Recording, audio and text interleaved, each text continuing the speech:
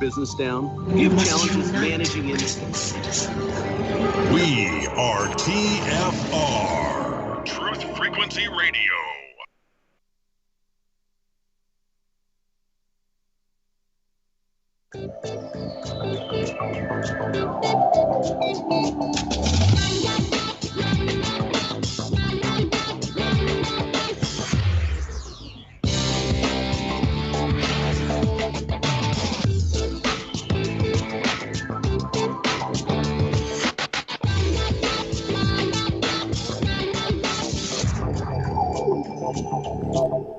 Hello and welcome to the Revolutionary Radio Project. I'm your host, Rob Skiba, and we are continuing our study of the book of Genesis with related portions and other texts such as Jasher and Jubilees and the Targums and the writings of Abraham and all sorts of other texts we may decide to take a look at. And I'm happy to be joined once again by my friend and co-host, Zen Garcia. Zen, are you there, sir?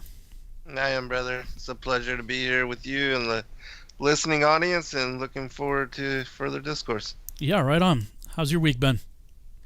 Pretty good. I've just been finishing up, just with the Dragon Lords and the pre-Adamic antediluvian world books and the calendar, and then after that I'm take a little break and then start with the movie scripts. So.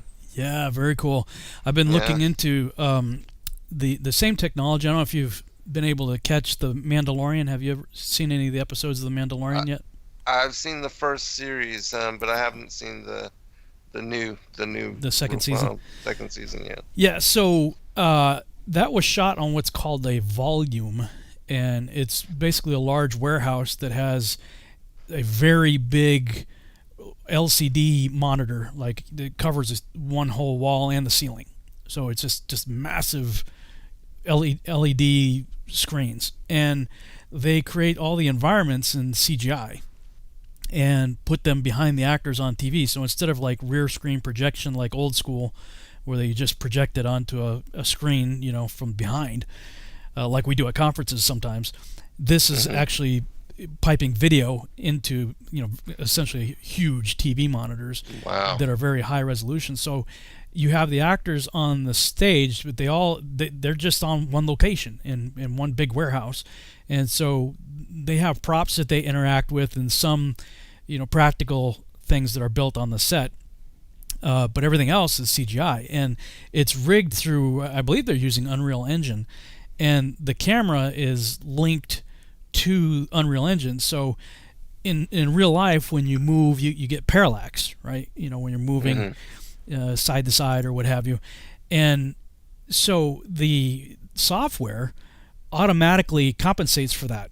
And so it has the software in the background moves the way it would normally move if you were actually on location. So it's just an amazing way to do your entire production in one facility. Anyway, I say all that to say that, first of all, they've really pioneered this technology, but there are people, I've been watching videos the last few days, that everybody's stuck in lockdown, so people are getting creative.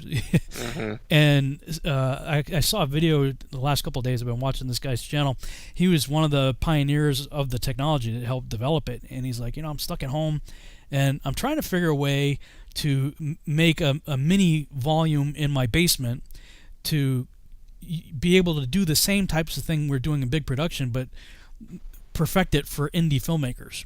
That's amazing. Which is like, I'm over here raising my hand. That's me. Right.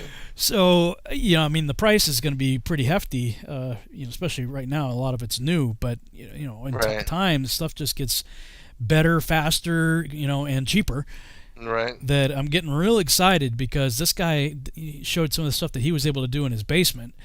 And he wasn't using big screen TVs. He was using just a green screen and still using the same technology, just with green screen. So you got an extra step in there because you have to do the keying. But the beauty of what they're doing with The Mandalorian is, with the background being right there on video and being as high resolution and bright as it is, they don't have to light the set.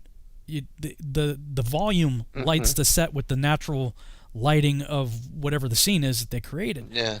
So That's awesome. yeah, with the character Mandalorian, he's wearing highly reflective armor, which would be a nightmare on green or blue screen because you'd have to key out the green and blue reflections and then put artificial reflections into it. But with this volume thing, his suit just reflects what's on the TV, which is the background, just like it would in real life. So, yeah, needless to say, man, I've been like rejuvenated with new creative juices going crazy over here, thinking, oh man, Not bad potential, huh? yeah, the potential just to get a, let's say like a basketball court, gymnasium size space somewhere, and build out a volume like that as the technology gets cheaper and better, and I'm getting real excited about that. So. Yeah, it brings that world into accessibility, really, Big time for people that are trying to do it on in a different manner, and so yeah, there's a lot of beneficial things coming out of this crazy lockdown. Everybody stay at home, social distancing, secure yourself from everybody else, don't interact with anybody kind of world. It's just crazy. Craziness. Yeah. All right. Well, I took a quick look at where we left off, and I think it might be good to go back to Jubilees and get us caught up because we're a little behind in Jubilees right now. Sounds I good. think only one chapter should get us caught up in Jubilees, though. I just looked at it real quick. So yeah, I'm ready to jump in if you are. Yep, I am. All right, let's go over to Jubilees, chapter 16. Okay, and on the new moon of the 4th month, we appeared unto Abraham at the oak of Mamre, and we talked with him, and we announced to him that a son would be given to him by Sarah his wife. And Sarah laughed, for she heard that we had spoken these words with Abraham, and we admonished her, and she became afraid, and denied that she had laughed on account of the words.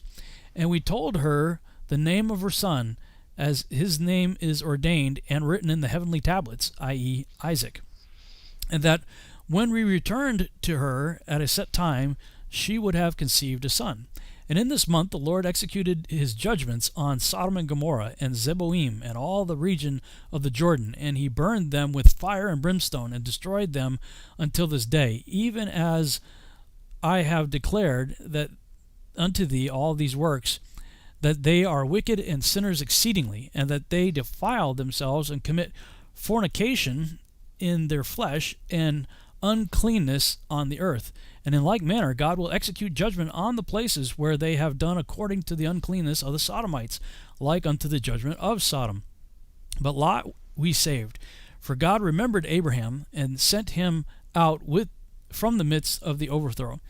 And he and his daughters committed sin upon the earth, such as had not been on earth since the days of Adam until this time, for the man lay with his daughters. And behold, it was commanded and engraven concerning all his seed on the heavenly tablets, to remove them and root them out, and to execute judgment upon them like the judgment of Sodom, and to leave no seed of the man on earth on the day of condemnation. And in this month Abraham moved from Hebron and departed and dwelt between Kadesh and Shur in the mountains of Gerar. And in the middle of the 5th month he moved from thence and dwelt at the well of the oath. And in the middle of the 6th month the Lord visited Sarah, and did unto her as he had spoken, and she conceived. And she bare a son in the 3rd month, and in the middle of the month, at the time of which the Lord had spoken to Abraham, on the festival of the first fruits of the harvest, Isaac was born. He was born on first fruits. That's cool. And Abraham circumcised his son on the 8th day. He was the first that was circumcised according to the covenant which is ordained forever. And in the 6th year of the 4th week we came to Abraham to the well of the oath, and we appeared unto him as we had told Sarah that we should return to her, and she would have conceived a son. And we returned in the 7th month, and found Sarah with child before us, and we blessed him and announced to him all the things which had been decreed concerning him, that he should not die till he should begat 6 sons more. Huh? Is this talking about Abraham or Isaac? and should see them before he died, but that in Isaac should should Isaac, but in Isaac should his name and seed be called, and that all the seed of his sons should be Gentiles and be reckoned with the Gentiles. From the sons of Isaac one should become a holy seed, and should not be reckoned among the Gentiles. For he should become the portion of the Most High, and all his seed had fallen into the possession of God, that it should be unto the Lord a people for his possession above all nations, and that it should become a kingdom and priests and a holy nation. And we went our way, and we announced to Sarah all that we had told him, and they both rejoiced with exceeding great joy. And he built there an altar to the Lord who had delivered him, and who was making him rejoice in the land of his sojourning. And he celebrated a festival of joy in this month 7 days near the altar which he had built at the well of the oath. And he built booths for himself and for his servants on this festival. And he was the first to celebrate the Feast of Tabernacles on the earth. And during these 7 days he brought each day to the altar a burnt offering to the Lord, 2 oxen, 2 rams, 7 sheep, 1 he-goat for a sin offering, that he might atone thereby for himself and for his seed. And as a thank offering, 7 rams, 7 kids, 7 sheep, 7 he-goats, and their fruit offerings and their drink offerings, and he burnt all the fat thereof on the altar, a chosen offering unto the Lord for a sweet smelling savor.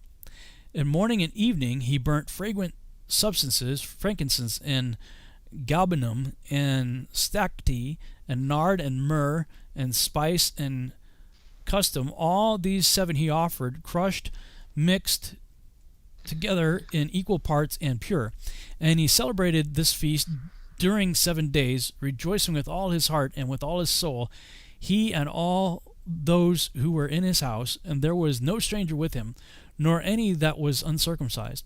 And he blessed his Creator, who had created him in this generation, for he had created him according to his good pleasure. For he knew and perceived that from him would arise the plant of righteousness for the eternal generations, and from him a holy seed, so that it should become like him who had made all things. And he blessed and rejoiced, and he called the name of this festival the festival of the Lord, a joy acceptable to the Most High God. And he blessed him forever, and all his seed after him throughout all the generations of the earth, because he celebrated this festival in its season, according to the testimony of the heavenly tablets. For this reason it is ordained on the heavenly tablets concerning Israel, that they shall celebrate the Feast of Tabernacles 7 days with joy in the 7th month, acceptable before the Lord, a statute forever throughout the generations every year. And to this there is no limit of days, for it is ordained forever regarding Israel, that they should celebrate it and dwell in booths and set wreaths upon their heads and take leafy boughs and willows from the brook. And Abraham took branches of palm trees and the fruit of goodly trees, and every day going round the altar with the branches 7 times a day in the morning he praised and gave thanks to his God for all things in joy. Wow, I didn't know that. That was the origin of Feast of Tabernacles. Yeah, that's really cool. That's cool. That's really cool. You know, people want to talk about legalism, right? Don't be a Judahite. You're such a legalist. It's like nobody considered celebrating Christmas and Easter as legalistic. So why, especially when it comes to this particular festival, this is one that comes with the commandment to have fun. I know, it's so horrible. This horrible God we serve. and by the way, use your tithe money to do it. Ooh. Tell that to your good Baptist friends. Yeah, that's such a horrible thing, isn't it? Yeah, it is. I command you to have fun. Right, hang out with all your friends and on the full moon and hang out around the fire. So we've talked about before how all the feasts had been there from the beginning, and the angels are talking about these were on heavenly tablets. So obviously they knew it on the heavenly tablets that the day would come when the Feast of Tabernacles would officially begin. We see evidence though that Adam and Eve even were doing at least some of the other feasts. Right. Yeah. Especially we know Passover because that's when that Adam even built the altar, and even when he made offering to the Most High, it was on Passover, according to the primary Adamic literature, and that when Cain and Abel both went and brought forth offering, it was also on Passover. So, and we see that like the flood began. What is it? Does it begin on trumpets? I forget. Does it begin in the 7th month? Yeah, I believe it is on trumpets. Yeah. Yeah. At any rate, there's certainly evidence, as we've seen in many different texts, that the feasts have always been.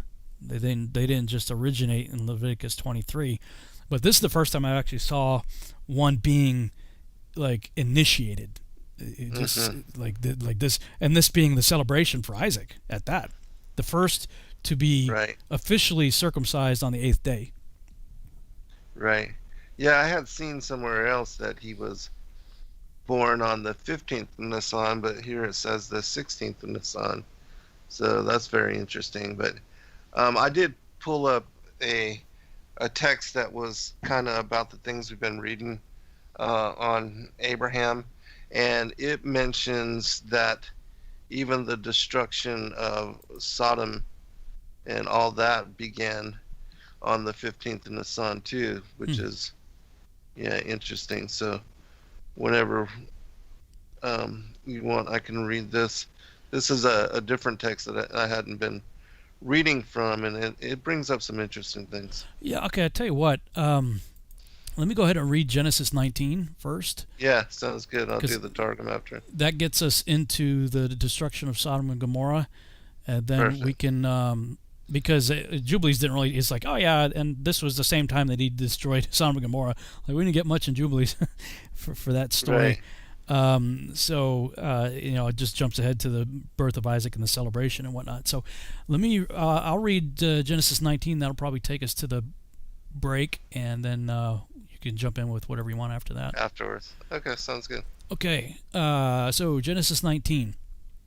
And there came 2 angels to Sodom at even, and Lot sat in the gate of Sodom, and Lot, seeing them, rose up to meet them, and he bowed himself with his face toward the ground. And he said, Behold, now, my lords, turn in, I pray you, into your servant's house, and tarry all night, and wash your feet, and ye shall rise up early and go on your ways. And they said, Nay, but we will abide in the street all night. And he pressed upon them greatly, and they turned in unto him, and entered into his house, and he made them a feast, and did bake unleavened bread, and they did eat.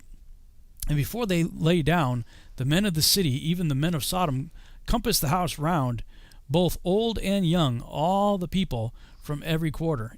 And they called unto Lot, and said unto him, Where are the men which came in to thee this night?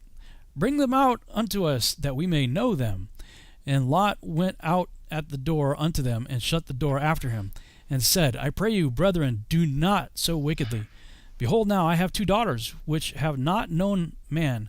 Let me, I pray you, bring them out unto you, and do ye to them as is good in your eyes. Only unto these men do nothing, for therefore came they under the shadow of my roof. And they said, Stand back. And they said again, This one fellow came in to sojourn, and he will needs be judged. Now will we deal worse with thee than with them. And they pressed sore upon the man, even Lot, and came near to break the door. But the men put forth their hand, and pulled Lot into the house to them, and shut the door. And they smote the men that were at the door of the house with blindness, both small and great, so they wearied themselves to find the door. And the men said unto Lot, Hast thou here any besides, son-in-law, and thy sons, and thy daughters? And whatsoever thou hast in the city, bring them out of this place. For we will destroy this place, because the cry of them is waxed great before the face of the Lord. And the Lord hath sent us to destroy it. And Lot went out, and spake unto his sons-in-law, which married his daughters, and said, Up, get you out of this place, for the Lord will destroy this city. But he seemed as one that mocked unto his sons-in-law. And when the morning arose, then the angels hastened Lot, saying, Arise, take thy wife, and thy 2 daughters, which are here, lest thou be consumed in the iniquity of the city. And while he lingered, the men laid hold upon his hand, and upon the hand of his wife, and upon the hand of his 2 daughters, and the Lord being merciful unto them. And they brought him forth, and set him without the city. And it came to pass, when they had brought them forth abroad, that he said, Escape for thy life, look not behind thee, neither stay thou in all the plain. Escape to the mountain, lest thou be consumed. And Lot said unto them, O not so, my lord. Behold now, thy servant hath found grace in thy sight, and thou hast magnified thy mercy, which thou hast showed unto me in saving my life. And I cannot escape to the mountain, lest some evil take me, and I die. Behold now, this city is near to flee unto, and it is a little one. Oh, let me escape thither. Is it not a little one? And my soul shall live. And he said unto them, See, I have accepted thee concerning this thing also, that I will not overthrow this city, for the which thou hast spoken. Haste thee, escape thither, for I cannot do anything till thou be come thither. Therefore the name of the city was called Zoar.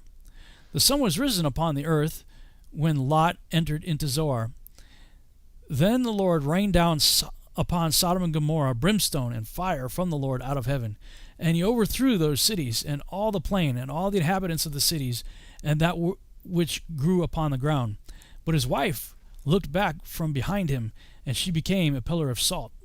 And Abraham got up early in the morning to the place where he stood before the Lord.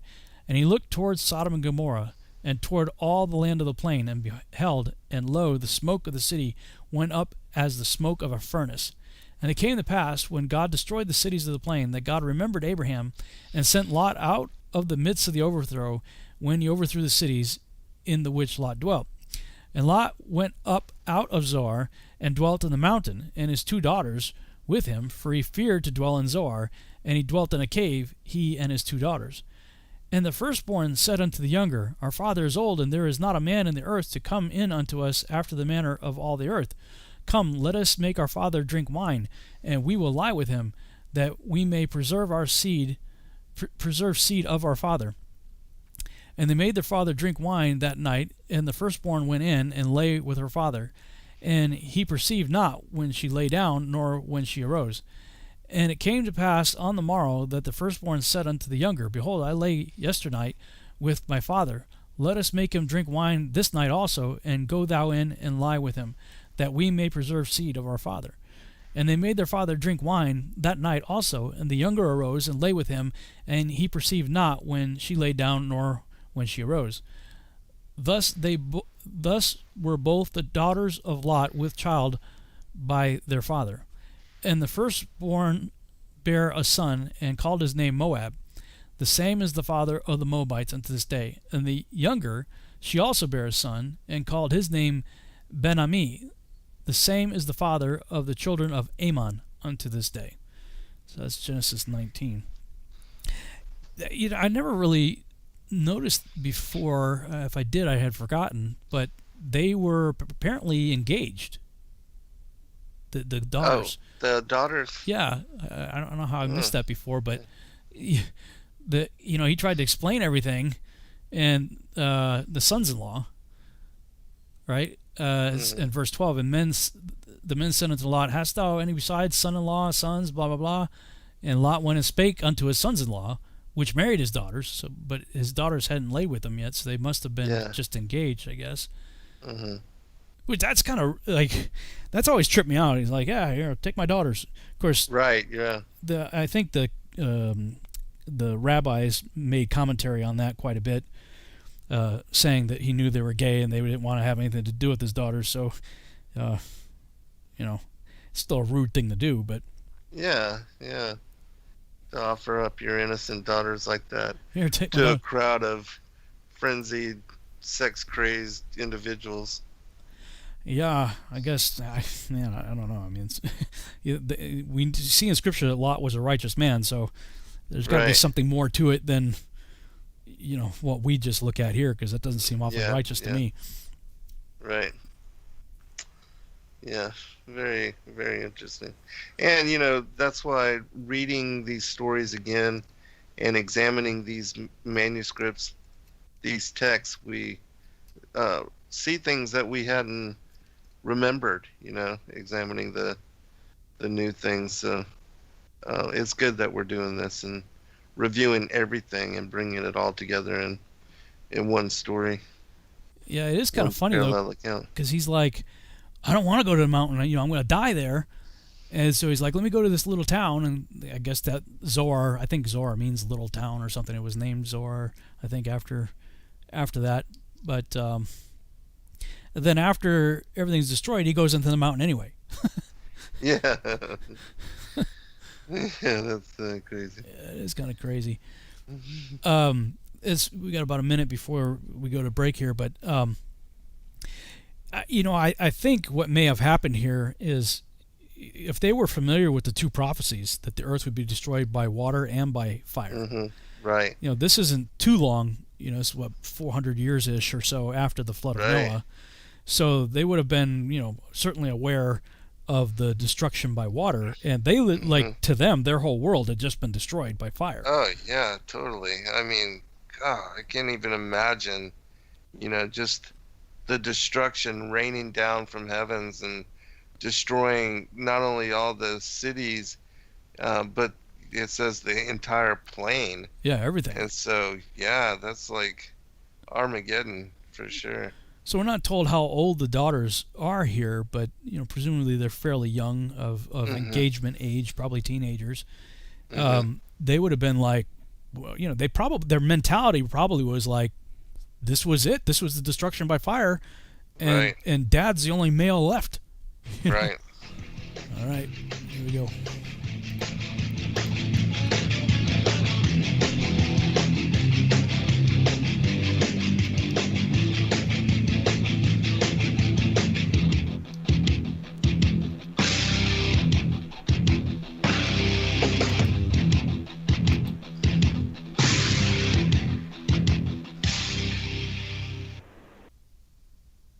It's amazing how people have been raving about Aya Life all over Facebook. They've been posting their testimonials just because they want to get the word out, because it's worked so well for them. If you're not familiar with Aya Life, it's a 99% pure CBD oil, but the secret is the synergy between the hemp and the ayahuasca vine, the non-psychoactive component of the ayahuasca tea. We recently received an email from a wife whose husband has Parkinson's. For the first time, he's been able to sleep through the entire night. Another customer reported that they're no longer using NSAIDs because their tennis elbow has been relieved with Aya Life. The reports have been phenomenal and much more than we ever expected. Everyone should have access to this. That's why if you head on over to ayalife.com right now and use coupon code TFR, we'll give you $5 towards your order. And we'll even ship it worldwide. That's ayalife.com, AYALife.com. Your home has needs. It needs a healthy, dry environment all year round. Start by getting rid of the worst air in the basement and crawl space, where the problems begin and make the whole house sick. Introducing the new Smart Wave Ventilation Unit. It has advanced technologies to continuously reduce moisture, mold, and odors, and expel radon, gases, and pollutants. And now, Wave units include carbon monoxide detection to automatically expel air at a high rate and send you an alert. It also has an app so you can remotely monitor the conditions. Wave is a comprehensive, maintenance-free, affordable solution that will transform your entire home. Protect your home and family with what it needs. Give it a new Smart Wave Ventilation Unit. For more information, call 888-717-WAVE. That's 888-717-WAVE. Or go to dryhealthyhome.com. That's dryhealthyhome.com. Wave Home Solutions for a healthy, comfortable home. Hey everyone, it's Mark Sargent from Strange World, broadcasting live every Tuesday evening, 10 to 12 Eastern, 7 to 9 Pacific, right here on True Frequency Radio. Strange World covers a wide range of topics, from enclosed world theory to lunar waves to the end of the world in film. It's basically doomsday with a silver lining. With the audience as my co-host, we take an optimistic approach to all things conspiracy and promote confidence, hope, and humor whenever possible. If there's a topic you want us to cover or a guest you would like to see interviewed, please email me at msargent23@comcast.net. So please join me and tell your friends about True Frequency Radio, the leader in real radio programming. bringing you quality, cutting-edge broadcasts from around the world.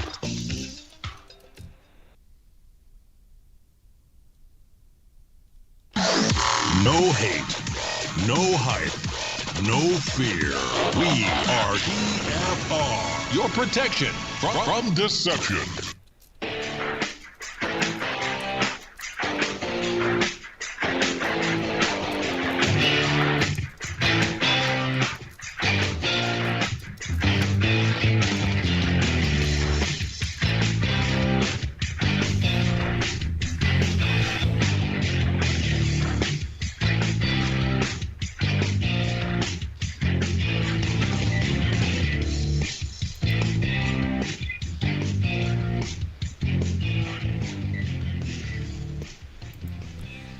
And we're back on the Revolutionary Radio Project. I'm your host, Rob Skiba, and we are continuing our study of the book of Genesis, covering this time Genesis 19. I looked during the break, and there's just a few verses left in Jasher chapter 19 that I stopped short of in the last broadcast. So I want to go ahead and wrap that up so that would get Jasher 19 out of the way, and then we're wide open for anything else we want to look at here. All right, let me switch this over and finish up Joshua chapter 19. I left off in verse 46, but I'll go ahead and read it one more time and then continue. And the angels rose up from the door of Abraham's tent after they had eaten and drunk, and they reached Sodom in the evening. And Lot was then sitting in the gate of Sodom, and when he saw them, he rose to meet them, and he bowed down to the ground. And he pressed them greatly, and brought them into his house, and he gave them victuals, which they ate, and they abode all night in his house. And the angels said to Lot, Arise, go forth from this place, thou and all belonging to thee, lest thou be consumed in the iniquity of this city, for the Lord will destroy this place.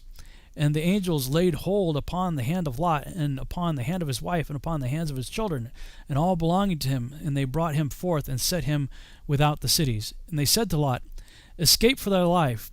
And he fled, and all belonging to him. Then the Lord rained upon Sodom and Gomorrah, and upon all the cities brimstone and fire from the Lord out of heaven. And he overthrew these cities, all the plain, and all the inhabitants of the cities, and that which grew upon the ground. And Ado, the wife of Lot, looked back to see the destruction of the cities, and for her compassion was moved on account of her daughters who remained in Sodom, for they did not go with her. And when she looked back, she became a pillar of salt, and it is yet in that place unto this day. I'm going to highlight this in case I forget. And the oxen, which stood in that place daily, licked up the salt to the extremities of their feet, and in the morning it would spring forth afresh, and they again licked it up unto this day.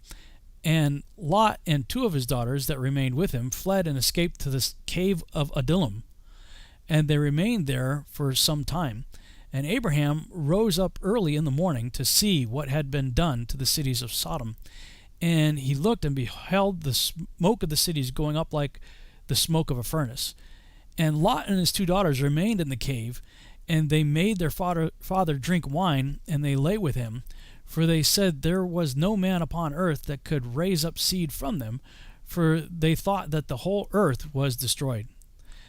And they lay with their father, and they conceived and bare sons, and the firstborn called the name of her son Moab, saying, From my father did I conceive him, he is the father of the Moabites unto this day. And the younger also called her son Ben-Ammi, which is the father of the children of Ammon unto this day. And after this, Lot and his two daughters went away from there, and he dwelt on the other side of the Jordan with his two daughters and their sons. And the sons of Lot grew up, and they went and took themselves wives from the land of Canaan, and they begat children, and they were fruitful and multiplied. So we got some extra insight here, just a little bit, in Jasher. So, okay, so right before the break, we're talking about, they probably were aware of the two prophecies, that the earth would be destroyed once by flood of water and once by fire. And like you were saying right before we went to the break, I mean, everything around them was being lit up from fiery hailstones coming down from above. They thought, and Joshua tells you point blank, they thought this was the end of the world. Right. So it explains their rationale. And and I use this story to explain my thesis regarding how the Nephilim returned after the flooding, what was going on with Ham and his mother. That why many people think we're the uncovering the nakedness of the father. In the book of Leviticus tells you that's an idiom. It's a phrase that means messing around with your mother. Right. And so you have to ask yourself, well, why? If that's the case, if it is true that Ham messed around with his mother, why would he do that? And my speculation was that the wives were tainted, and Canaan being among the first that were born may have had the attributes of the Nephilim that we see later, because his offspring did. They had 6 fingers, 6 toes, double rows of teeth, and stuff like that. So it would have been pretty obvious. The 3 sons of Noah were around for about 100 years before the flood, so they saw what was on the other side of the flood. And if he perceived, oh man, here we go, my wife's popping out Nephilim, we know mom's good, so if this is all that's left, and my brothers got, they were sisters, so if my brothers married the sisters of my wife, and if she's popping out Nephilim, well, maybe my only choice is mom. The rationale would be the same if that's true. It's just a theory, as what we see here, with the daughters. And then, speaking of Nephilim, we just see that their children, they start going off and marrying Canaanites. Right. Yeah, I think that the precedence for sleeping with your mother was something that was passed down in that particular line too, because when Nimrod was said to have taken his mother as wife, and then we see that Pharaoh, other pharaohs have also done that, and that there's this same kind of it's passed down and celebrated for people of this particular line, the Canaanite line, the children of Cain. For whatever reason, they do that. They take on, and even there's the story, I forget, of he killed his father, and then ended up marrying his mother. It's a Greek story. I forget the individual, but real famous person as well. But these kind of things were passed down through this lineage, and so that could be something that came to bear as well. Well, I used to think, well, that's pretty.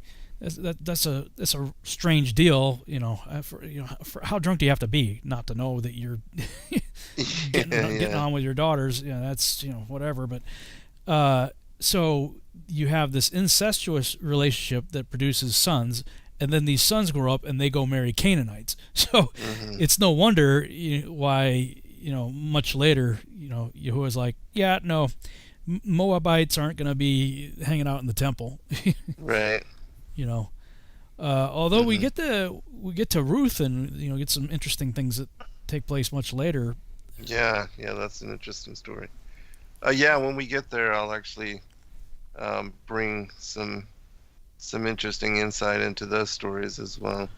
Cool. This is the first I saw that they went to the cave of Adullam.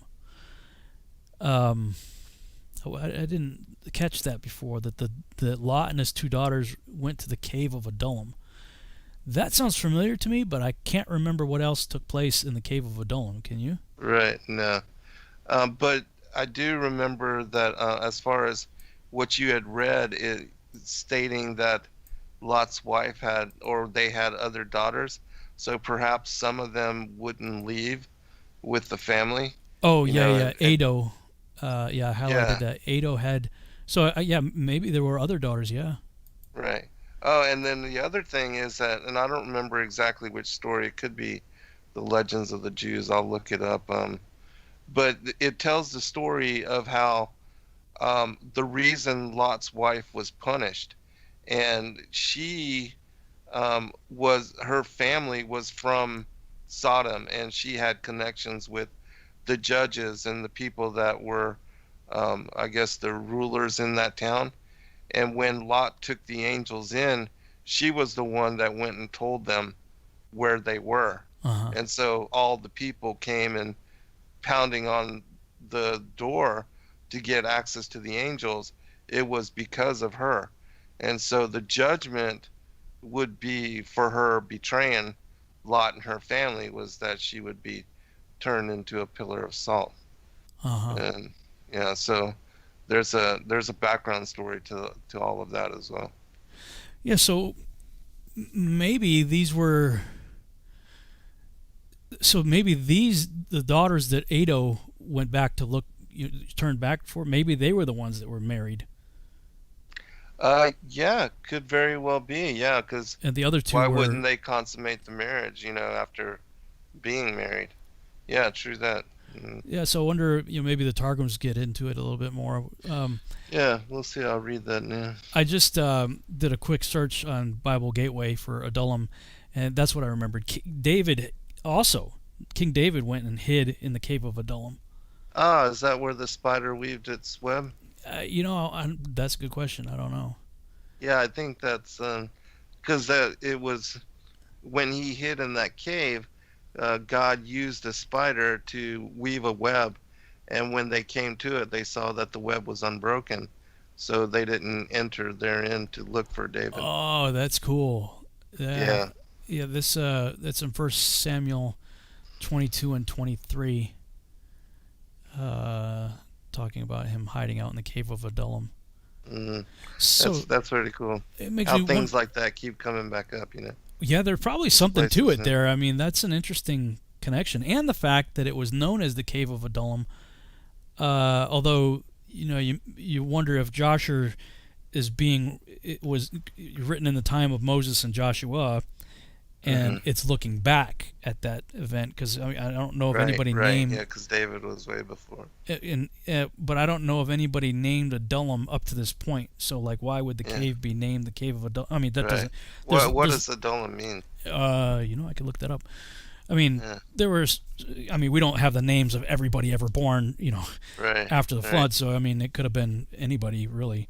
Yeah. I'm not aware. It could be, but I'm not aware of anybody that descended from any of the biblical patriarchs with that name. Are you? No. Adullam, a testimony to them. That's what the name means. The name means a testimony to them. The cave of a testimony to them. I don't know. I don't know. All right, that's all I had. So, yeah, man, whatever you want to read next. All right.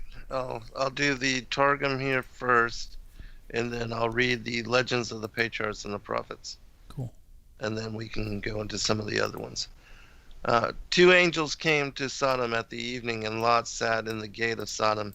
And Lot saw and rose up to meet them from the gate of the tabernacle, and he bowed his face to the ground and said, I beg now, my lords, turn now hither and enter the house of your servant and lodge and wash your feet, and you will arise and proceed on your way. And they said to him, No, for in the streets we will lodge at Jerusalem. And Lot sat in the gate of Sodom, and he saw them, and ran, saluted them, and bowed with his face to the ground. And wash your feet, and wash you in the morning, and go to your tents in peace. And they said to him, No, for in the open place of the city we will lodge. And he persuaded them earnestly, and they turned aside to be with him. And they entered his house, and he made a repast and prepared unleavened cakes. And it seemed to him as if they did eat Jerusalem, and it appeared as if they ate and drank. They had not yet lain down when the wicked men of the city, the men of Sodom, came round upon the house, from the youth to the old man, all the people throughout. And they cried to Lot and said to him, Where are the men who entered with thee tonight? Bring them out to us, and we will lie with them. And Lot went out to them to the gate, and shut the door after him. And he said, I pray, my brethren, do not thus wickedly. Behold now, I have 2 daughters, who have had no dealing with a man. I would now bring even them out to you, to do to them as is meet before you, rather than you should do evil to these men, because they have entered in to lodge under the shadow of my roof. Jerusalem. And Lot said to them, Wait here a little till we have besought mercy before the Lord, who have not known dealing with man. And they said, Give up this. And they said, Did not this come alone to sojourn among us? And behold, he is making himself a judge, and judging the whole of us. But now we will do worse to thee than to them. And they prevailed against the man, against Lot greatly, and came near to shatter the door. And the men stretched forth their hands and brought Lot unto them in the house and shut the door. But the men who were at the gate of the house, they struck with the suffusion of the eyes, from the young to the old, and they wearied themselves to find the gate. Jerusalem with blindness. And the men said to Lot, Hast thou yet in this city kinsman or brother? Thy sons-in-law, thy sons, and thy daughters, take forth from the place, for the city of it before the Lord is great, and the Lord hath sent us to destroy it.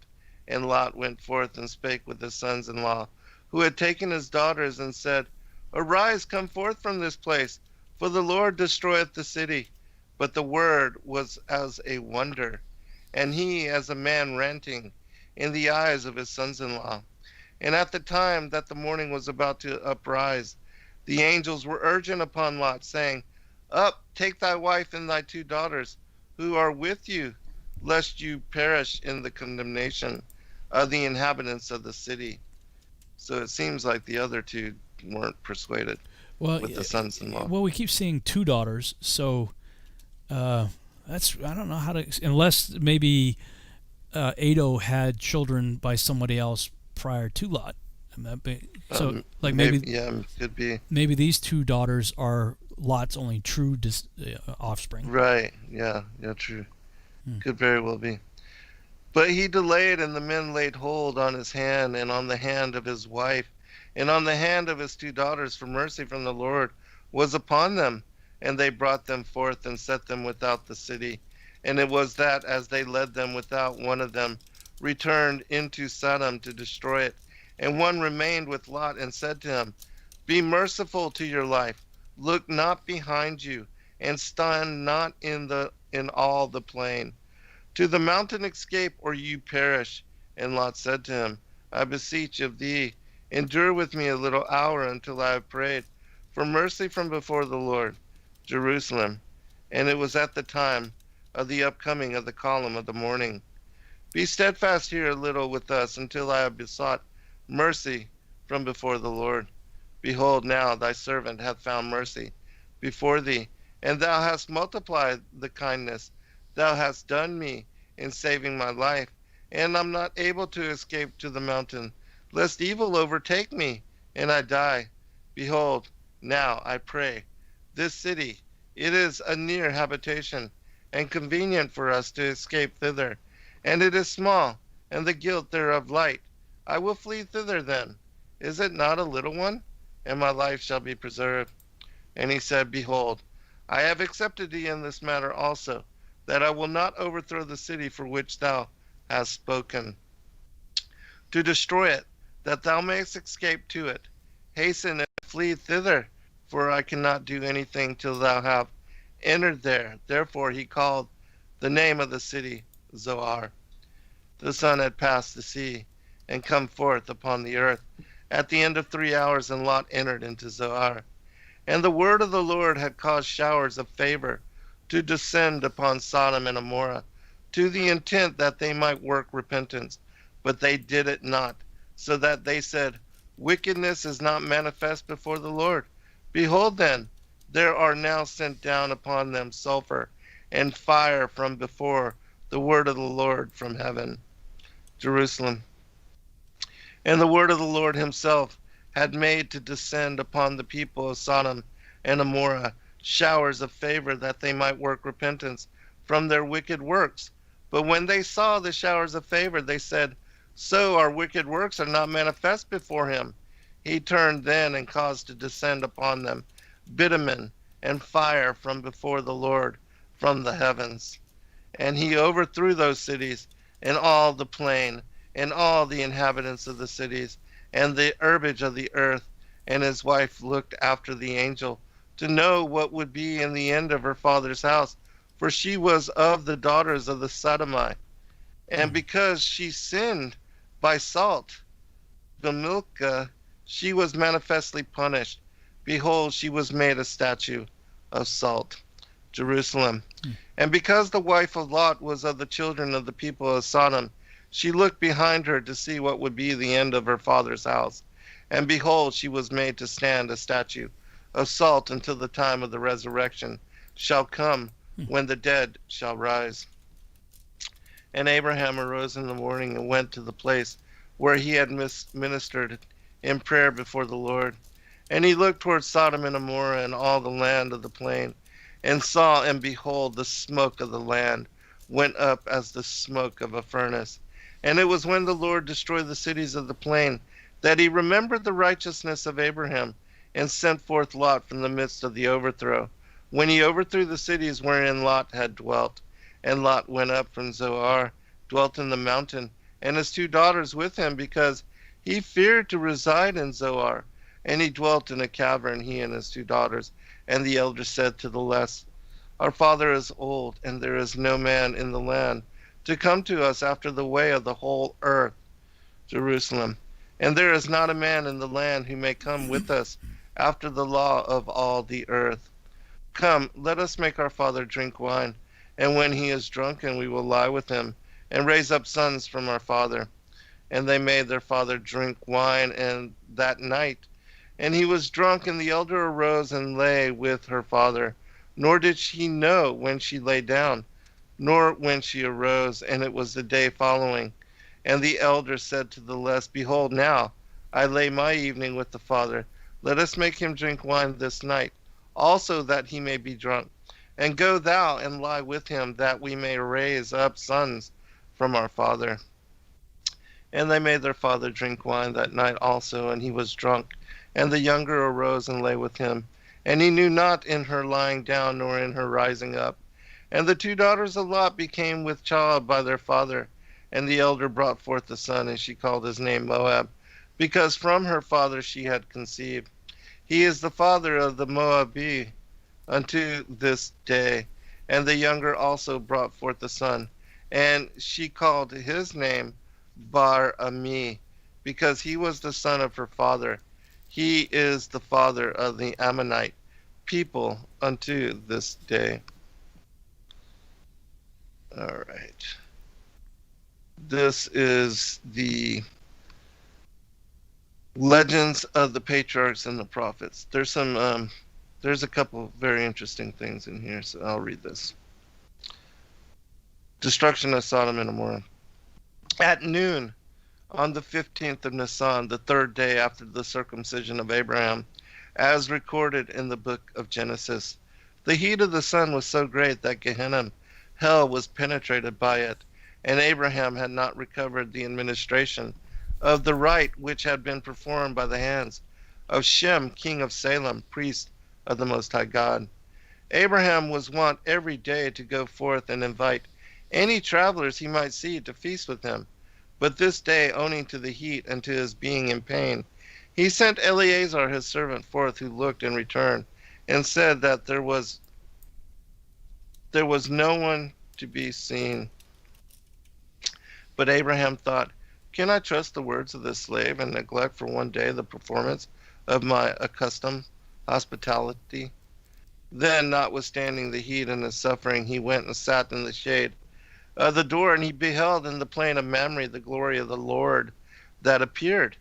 Abraham would have risen, but the voice of God called to him, saying, Remain where thou art, and let thy pious sitting posture teach future generations in their prayer and instruction to be seated, and let judges in delivering judgment occupy the same position. And then Abraham lifted his eyes and beheld 3 men who seemed to approach and then to withdraw. These were the angels Michael, Raphael, and Gabriel, sent to him with messages, whereof each bore one. They now stood before Abraham's tent, and they came to satisfy his desire to show hospitality. But when they observed the predicament in which he was, they attempted to withdraw, but Abraham supposed them to be travelers of the 3 neighboring races, of Saracens, Nabateans, and Arabians. And as 2 of the angels were smaller of stature than the third, who stood in the middle, this was Michael, Abraham supposed him to be their chief. And he rose and bowed himself before him and said to the majesty of God, which still shone, If I have found favor in thy sight, O Lord, may thy majesty not depart from me whilst I receive hospitably these wanderers. And the Lord granted his request. Then Abraham said to the men, Let a little water, I pray you, be fetched, and wash your feet, and rest yourselves under the tree. And I will fetch a morsel of bread, and comfort ye your hearts. After that ye shall pass on. For there are ye to come to your servant. Now the reason why he said, Let a little water be fetched, and wash your feet, was that he supposed the men were idolaters, and he would not have the dust from the feet of idolaters to pollute the floor of his tent. And they said, Do so. Then Abraham hastened into the tent to Sarah and said, Make ready quickly 3 measures of fine meal, knead it, and make cakes upon the earth. And Abraham ran unto the herd, and fetched a calf which he had dressed, and set it before them. And he stood by them under the tree, and they did eat. Abraham placed butter and milk on the table first, then calves' tongues, then the other dishes, and lastly Sarah's cakes. But some commentators doubt whether the men ate the cakes. It is asserted by some that the angels only appeared to eat, but by others we are assured that to reward Abraham's hospitality, Oh, wow. they really did eat. Yeah, time's flying. That went fast. Yeah, it did.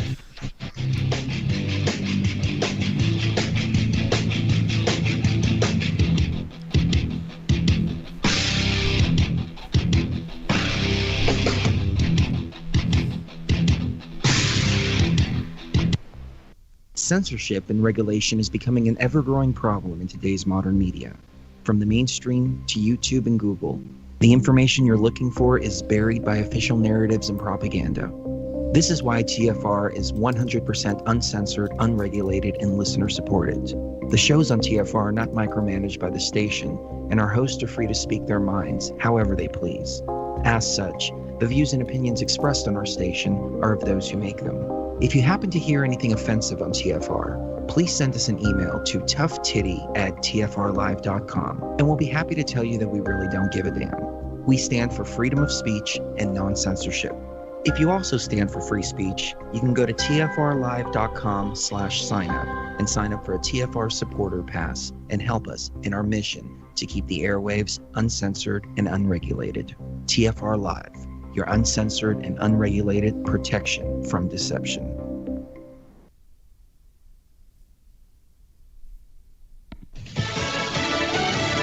Wrapping up a recount, I'm Jack Callahan, Fox News. All counties in Georgia believed to be finished with the recounts of ballots requested by the Trump campaign after losing the state by only thousands of votes. Earlier, President Trump, in a speech streamed on social media, said the Georgia recount is meaningless. Because they don't want to check signatures. And if you're not going to check signatures in Georgia, it doesn't work. But we have a Secretary of State and a governor who made it very difficult to check signatures. The president said if we are right about the fraud, Joe Biden can't be president. The president's legal fights continue. At a hearing in Detroit, a poll worker claiming that she saw the same ballots being counted repeatedly. Instead of discarding, they were just rescanning,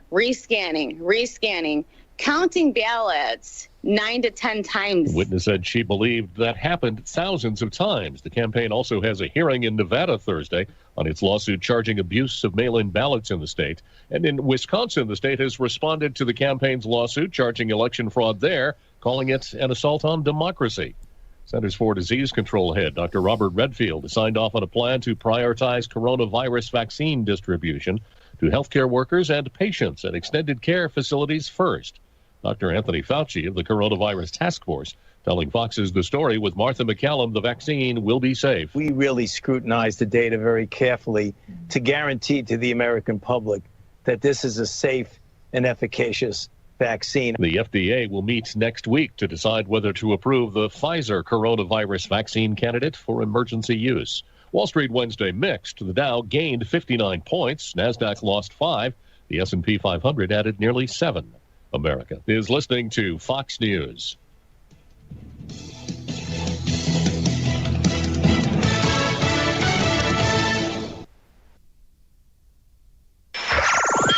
Wherever you are, make it TFR. Truth Frequency Radio.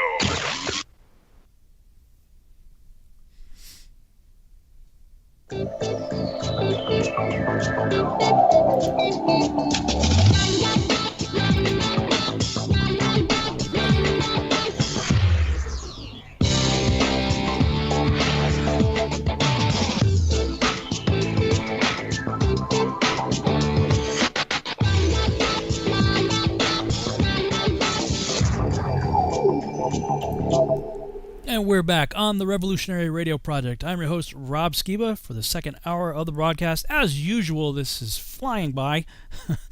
I'm joined with my friend and co-host, Zen Garcia. And Zen, what were you reading from?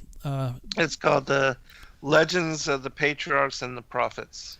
Legends of the Patriarchs and Prophets. Cool. You can pick up where you left off there. All right. It is asserted by some that the angels only appeared to eat, but by others we are assured that to reward Abraham's hospitality, they really did eat, and this was the only occasion on which angels tasted the food of the earth.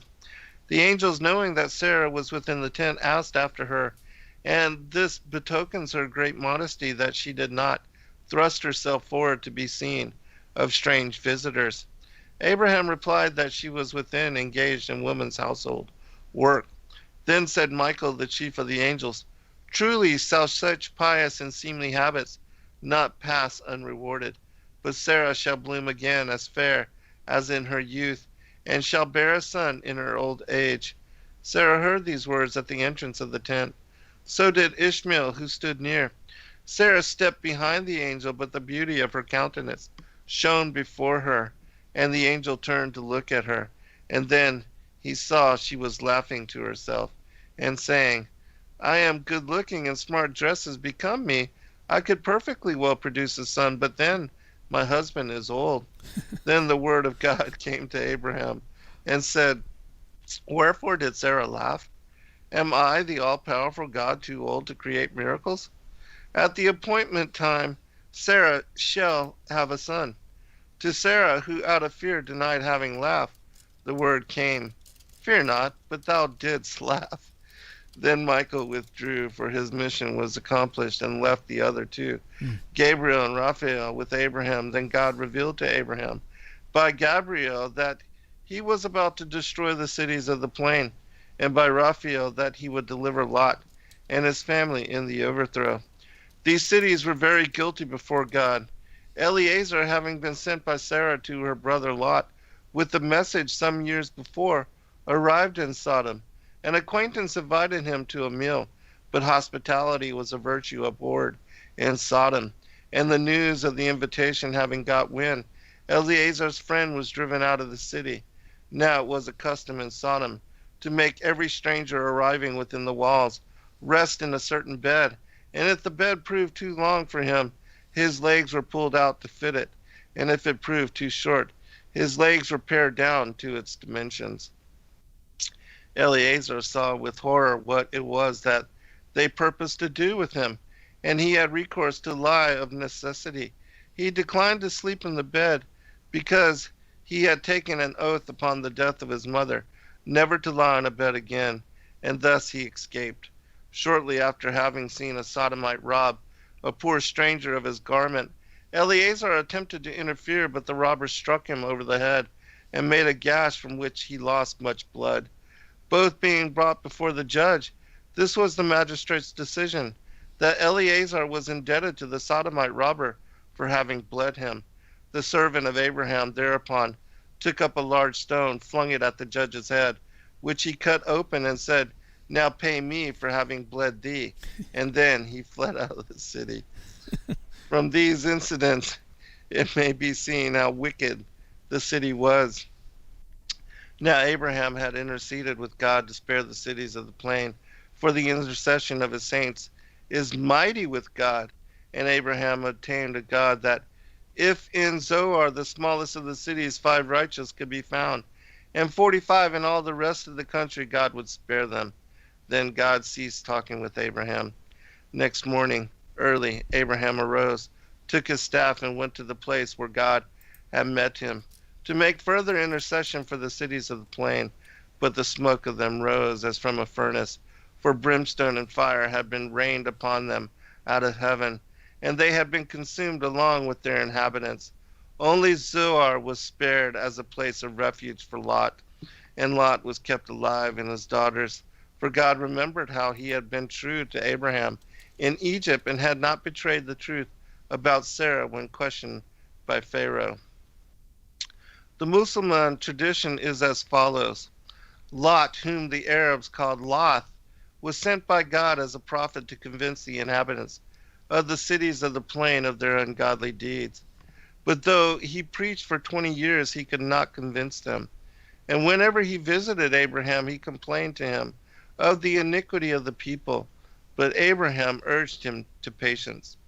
At length, the long-suffering of God was exhausted, and he sent the angels Michael, Gabriel, and Azrael, armed with the sword of destruction, against these cities. They came to Abraham, who received them, and slaughtered a calf and prepared meat and set it before them. But they would not eat, and he pressed them, and he ate himself. But they would not eat, being angels. Then Abraham's color went, and he was afraid. For to refuse to eat with a man is a token that you seek his life. Seeing him discouraged, the angels announced their mission. But Sarah, observing her husband's loss of color, laughed and said in her heart, "Why is he fearful, being surrounded with many servants and faithful friends?" Now the angels promised Abraham a son in his old age, and that they would rescue Lot in the overthrow of Sodom. Then they rose up and went in their way and entered into Sodom, and they met a young maiden in the street and asked her the way to Lot's house. She answered, "He is my father, and I dwell with him. But know you not, O strangers, that it is against the laws of this city to show hospitality?" But they answered her, "Fear not, lead us to thy father." So she led them and ran before and told Lot, "Behold, 3 men come seeking thee and asking shelter, and they are beautiful as the angels of God." Then Lot went out to them and told them that the city was full of wickedness, and that hospitality was not permitted. But they answered, "We must tarry this night in thy house." Then he admitted them, and he hid them. But Lot's wife was an infidel, a native of Sodom, and finding that he lodged these strangers, she hastened to the chief men of the city and said, "My husband has violated your laws and the customs of this people. He has housed travelers and will feed them and show them all courtesy." Therefore, the men of the city came tumultuously to the doors of Lot's house to bring forth the men that were come to him and to cast them out of the city.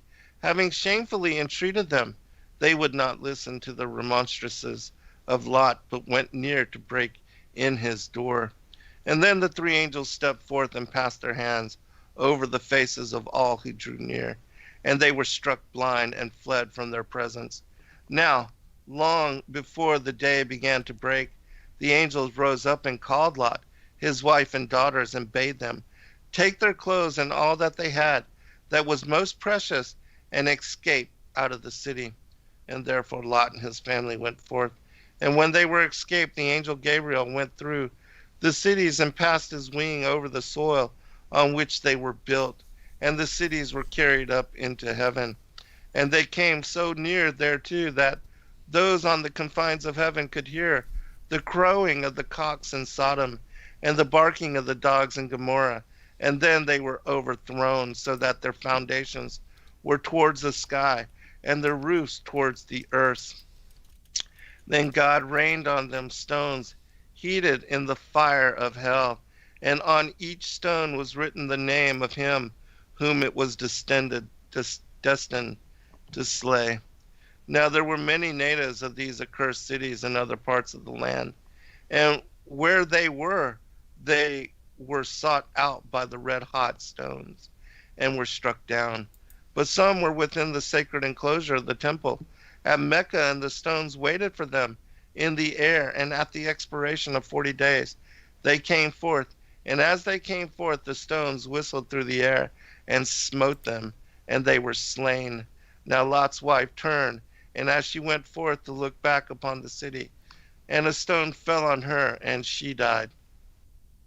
It is related further of Lot that after he had escaped, he committed in ignorance a very great sin, and Abraham sent him to expiate his crime to the sources of the Nile to fetch thence 3 sorts of wood, which he named to him.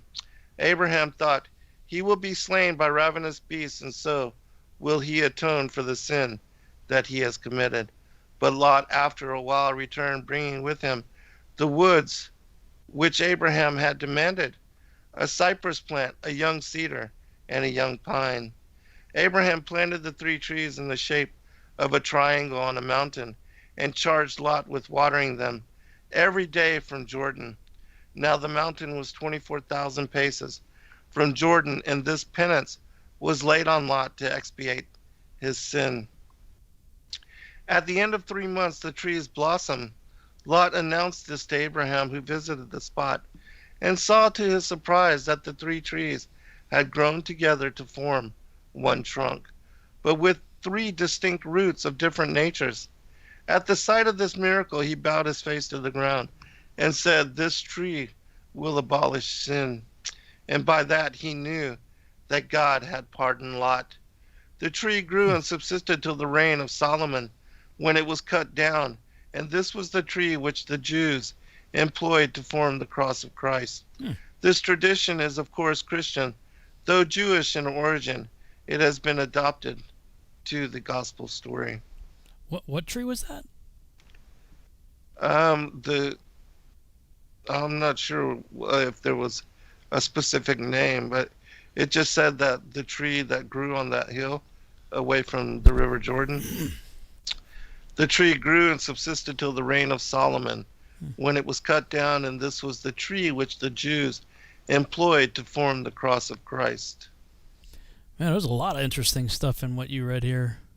Yeah, this one actually made mention of his wife being the one that tattletaled on him. Yeah. As well. But there is mention of that in other places. Well, yeah, this appears to be sort of like Ginsburg's, yes, an accumulation of stories from various texts. It was interesting, though, that it talked about the 3 angels again, being Michael, Gabriel, and Raphael. Raphael, yeah. And that Michael was the tallest of the 3. That was kind of cool. But at one point, it switched, and they had Azrael in there. Right. Yeah, the second story. So it was Michael. Who else was it? Was Gabriel and Azrael. It was Gabriel and Azrael. Mm-hmm. I was looking up in the Dictionary of Angels by Gustav Davidson under Azrael, and it appears that that's a name that's either associated with Gabriel or Raphael. Perhaps when they take on a different mission, perhaps. I mean, we know the names. I think the names are often job descriptions. Yeah, I agree. I'll just read this. It's just a paragraph here on Azrael. In Hebrew and Islamic lore, the angel of death, stationed in the 3rd heaven. To the Muslims, Azrael is another form of Raphael. So, is that what it said? Did it say Michael, Gabriel, and Azrael? Let me check again just to be sure. Yeah, I couldn't remember if it was Michael, Gabriel, and Azrael, or Michael, Raphael, and at the very it was like at the beginning of one of those chapters, or one of those paragraphs, I think. Yeah. Like at the top of the page, I think.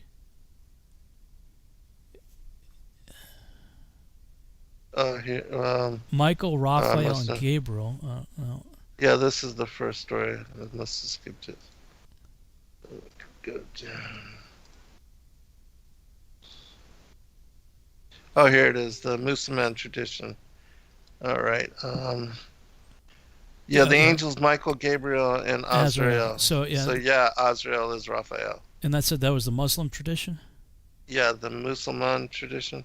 Yeah, I wonder if that's the same as Muslim. Yeah, I'm not sure. Musulman tradition. So, yeah, this says in this text right here, it says to the Muslims, Azrael is another form of Raphael. Raphael, that would make sense. So, yeah, okay, let me just hold that right there. Screen sharing again. Okay, at length the long suffering of God was exhausted, and he sent the angels Michael, Gabriel, and Azrael. So it appears that Raphael, who can be a healer, can also be a destroyer. Right. And we see in Enoch that it was Raphael that was in charge of capturing and binding Azazel. Yes. Who was the worst of the bad guys. So yeah, he's a tough guy, and I guess when he takes on the battle mission, changes to Azrael. To the Muslim, Azrael is another form of Raphael. In their tradition, he has 70,000 feet and 4,000 wings. Well, that's pretty huge. While his body is provided with as many eyes and tongues as there are men in the world. Wow, that's pretty crazy. Encyclopedia of Religion and Ethics is where that quote is from, I guess. In Arabic tradition, Azrael is forever writing in a large book and forever erasing what he writes. What he writes is the birth of a man. What he erases is the name of the man at death. When Michael, Gabriel, and Israfel failed to provide 7 handfuls of earth for the creation of Adam, the 4th angel on this mission, Azrael, succeeded. And because of this feat, he was appointed to separate body from soul. That's according to Murdad, the Angelus Mortis in ancient Persian lore. Oriental legend has it that Azrael accomplishes his mission, i.e. bringing forth death first and separation afterward, by holding an apple from the tree of life to the nostrils of the dying person. In Jewish mysticism, Azrael is the embodiment of evil. In the Book of Protection, he is one of 3 holy angels, and the other 2 being Gabriel and Michael, which we just saw here, invoked in Syriac charms. He is the angel of death in Longfellow's poem, The Spanish Jew's Tale, and in the popular edition of the complete poetic works of Henry Wadsworth Longfellow, he is pictorially represented with King Solomon entering a Raja of Hindostan. Interesting tidbits there. And for those who are comic book fans, DC Comic, he was the guy who took over for Batman when Bane broke his back. Useless piece of trivia bouncing around my head from the early 90s. All right. Well, I've got 2 others that I can read, or one of them, or yeah, go for it. All right, this the writings of Abraham, which gives that first person account. This is the account which Lot told unto me, Abraham, concerning the coming of the 3 messengers unto him in Sodom. For Lot was sitting in the door of his house in the city of Sodom, conversing with 2 of his sons-in-law, who were Sodomites, when he saw 3 men approaching down the street of the city. And the Spirit of the Lord whispered unto Lot, Behold, these are my messengers, who bring tidings of salvation. Lot therefore rose up to meet them, and bowing down before them said, Behold now, my lords, turn in, I pray you, into your servant's house, and tarry all night, that I may wash your feet, and anoint your heads, and feed you. In the morning you may go on, leaving only a blessing upon the head of your servant. And they said, Nay, but we will abide in the street tonight, for we have heard that it is not safe to enter into the house of a Sodomite, lest we be abused and tortured and killed, and our property stolen from us. But Lot replied, Not so, my lords, for I am no Sodomite, but a true worshipper of the Lord Jehovah, and I know that ye are his messengers, for his Spirit hath shown me this thing. Then when Lot had confessed his faith in the Lord Jehovah, the angels entered with him into his house, and he did set before them a feast with unleavened bread and wine, and they blessed it and partook thereof, and Lot's family also partook and were filled. When Lot's 2 sons-in-law saw him take the strangers into his home, they went straight away unto the magistrates of the city, for it was unlawful in the city of Sodom to entertain the stranger in your house.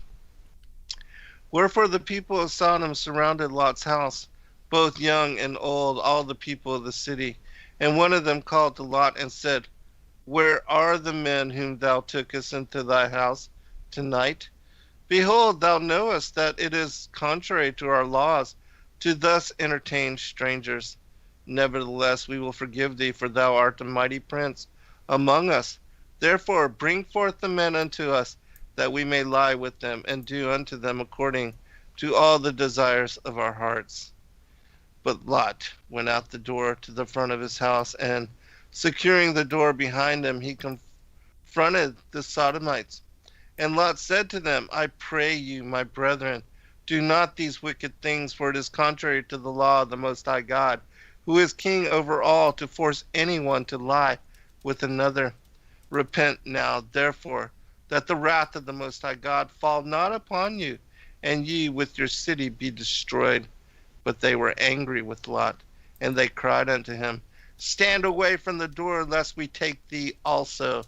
Thou hast come in among us, and partaken of the good of our land, and we have treated thee with honor, although thou wast a stranger. Dost thou now make thyself a judge over us? And their anger increased against Lot, and they said unto him, Behold, we will deal worse with thee than with them. Wherefore we shall take thee and thy daughters, and the men who have come in unto thee, and any others in thine household who shall please us, and we will do with you according to all our desires. But Lot replied, Behold now, I have 2 daughters, who have not lain with man. Let me, I pray you, plead with you, that ye take them not according to this wickedness, and abuse them according to your abominations. For the Most High God will surely destroy this city if ye repent not. Wherefore ye shall do nothing unto me, nor my daughters, nor the strangers that are within my gate, nor any of mine household, for God will smite you in the attempt. And their anger increased yet more against Lot, and they came near to break down the door. But the messengers of God, who were holy men, bearing the power of the priesthood, after God's holy order, put forth their hands, pulled Lot into the house, and shut the door behind them. Then they smote the people of Sodom with blindness, so that they could not find the door. And one of these holy men said unto Lot, Take now all that appertaineth unto thee, whether persons or goods, out of this city, for the wrath of God is upon this place, and tomorrow it shall be destroyed. Because the cries of those who have been abused here have risen unto the ears of the Lord of Sabaoth, and the abominations of the Sodomites have come up before his face. Wherefore, surely upon the morrow the vengeance of the Lord shall fall upon Sodom, that neither root nor branch shall be left here. For the fullness of their iniquity hath come upon them, and in the fullness thereof they shall be cut off. Therefore Lot went forth at that time, spake unto his sons-in-law, and his married daughters, and all who had gone forth with him from our camp, saying, Up, get ye out of the place, for on the morrow the Lord will destroy this city. But his words were as foolishness unto them, and they mocked him. And Lot returned unto his house in sorrow. So yeah, his married daughters didn't follow. When morning came, the men of God hastened Lot, saying, Arise, take thy wives and thy daughters who are here with thee in the house, and depart hence, lest ye be consumed by the wrath of God, which shall be visited upon the iniquities of Sodom.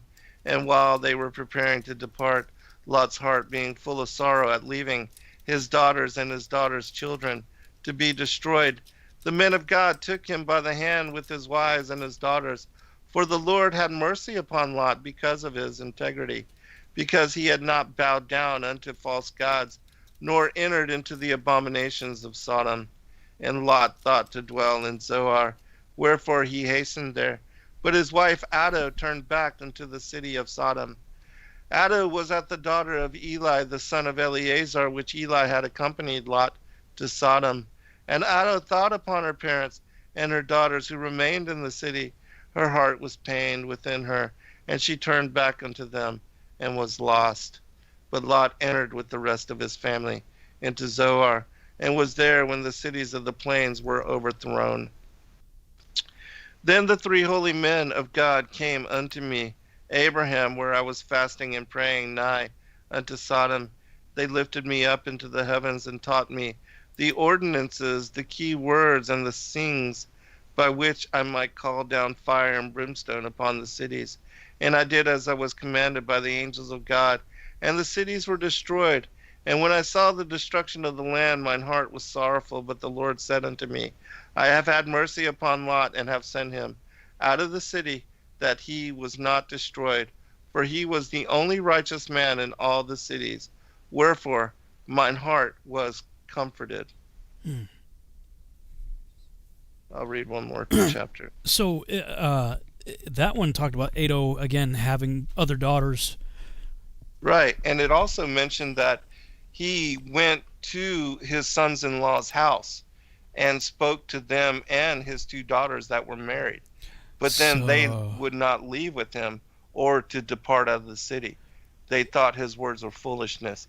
And so when he goes back to his house, the angels say, leave now with your wife and the daughters that are with you. Gotcha. And so, yeah, those were the 2 daughters that were not married and still living with him, because I guess they were young and unmarried. Mystery solved. So we have 4 daughters of Lot total. 2 are married and and out and about with their sons-in-law and with his sons-in-law. living with them.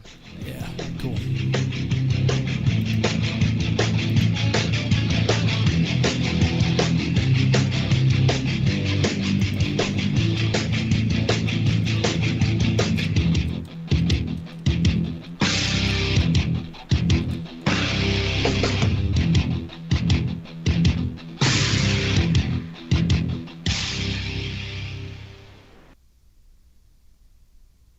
Extendivite is more than just a heart tonic. Do you have any of these symptoms? Night cramps in the hands and feet. Your arms and legs often go to sleep. On short walks, do your legs get aches and pains? Is your memory worse than it used to be? Ankles that swell late in the day? Has your blood pressure increased lately? If you answered yes to even one of these questions, you may have early warning signs of arterial blockages. Your body is saying that it is time to take Extendivite.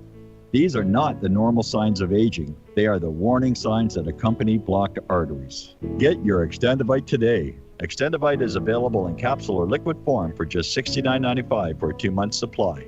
To get started, call 1-877-928-8822. That's 1-877-928-8822, or visit heartdrop.com. Extend your life with Extendovite. This is iHeartRadio. iHeartRadio. iHeartRadio makes you want to move. When you have a great melody, a song to last Forever. Instantly connected. I love it when the beat goes.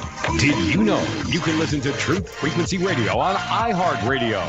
Just download the app to your smart car, smartphone, or smart TV and get the best of TFR wherever you are. iHeartRadio. I'll see you there.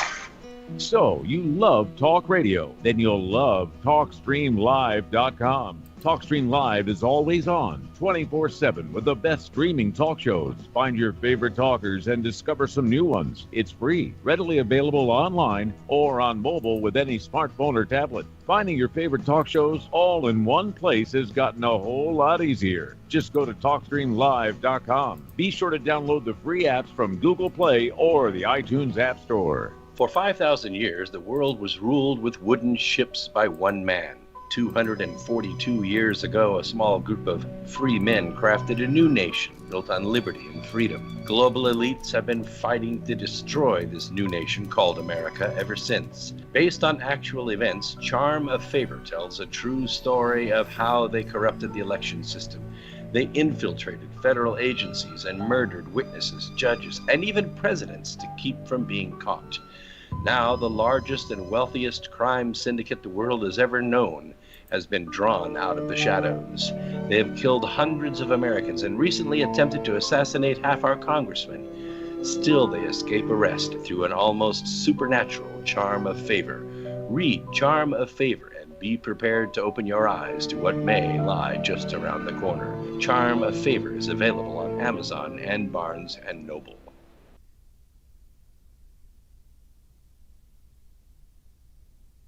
Real people, real radio. Wherever you are, make it TFR. Truth Frequency Radio.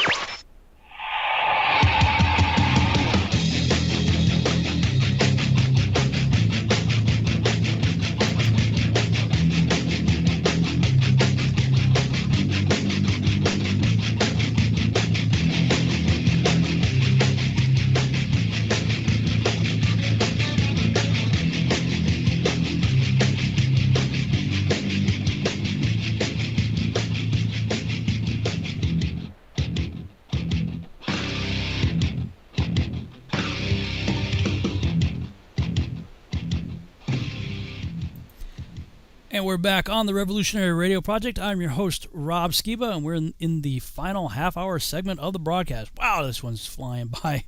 Just going by so fast. Were you going to continue where you left off there? Yeah, I've got one more account I'm going to read. This one is from the Legends of the Jews. Cool. And it's pertaining to the same kind of episode, but it gives, different introspection in the story that we're following. So I'll just read this. The angels left Abraham at noontime, and they reached Sodom at the approach of evening. As a rule, angels proclaim their errand with the swiftness of lightning, but these were angels of mercy, and they hesitated to execute their work of destruction, ever hoping that the evil would be turned aside from Sodom. With nightfall, the fate of Sodom was sealed irrevocably, and the angels arrived there. Bred in the house of Abraham, Lot had learnt from him the beautiful custom of extending hospitality, and when he saw the angels before him in human form, thinking they were wayfarers, he bade them to turn aside and tarry all night in his house. But as the entertainment of strangers was forbidden in Sodom on penalty of death, he dared invite them only under cover of the darkness of night, and even then he had to use every manner of precaution, bidding the angels to follow him by devious ways.